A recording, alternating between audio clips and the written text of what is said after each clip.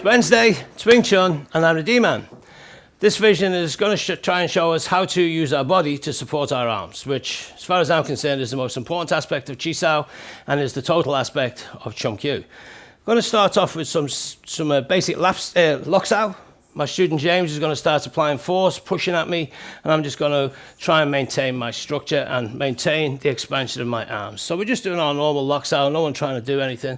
James is now going to start pushing, giving me weight, really trying to make as much force come at me as possible. This probably looks like how a lot of people do Chi Sao, and it's really wrong.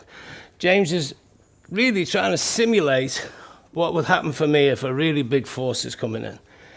Next thing I want to do from here is I want to start exploring my control of my Chum Kiu pivoting. So I'm going to just turn my body, hopefully not really affecting James. That's not what I want to do at this point.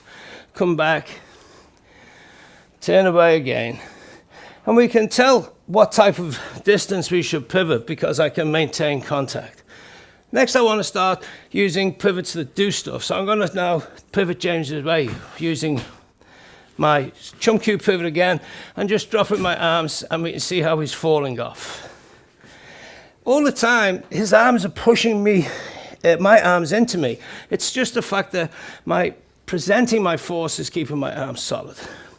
Next thing we're going to do is we're going to do the same in singles. James is going to be pushing that at me really hard, and I'm going to be trying to do it in singles. We suddenly realize, wow, this is not that good. So I have to be finding out where exactly there. Now suddenly he can push it. So if he's at this line here, I can take that force into me quite effortlessly, work it so I'm always keeping that force with the arm pushing into me. This is where I'll defend myself. So I really need to be able to do this here in my Chi Sao.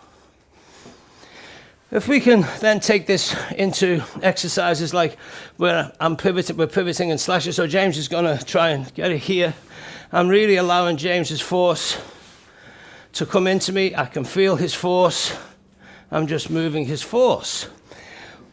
If we go back to the rolling arms, if James just gives me light force now instead of pushing hard, I want to try and identify the force vectors. Where is that line coming from his body? It's an attack vector. That's what I want to move. I'm not interested in this line here. This is rubbish. I'm interested in finding out where is that line coming from his body. I can feel it. I can take it away. I can take his spine.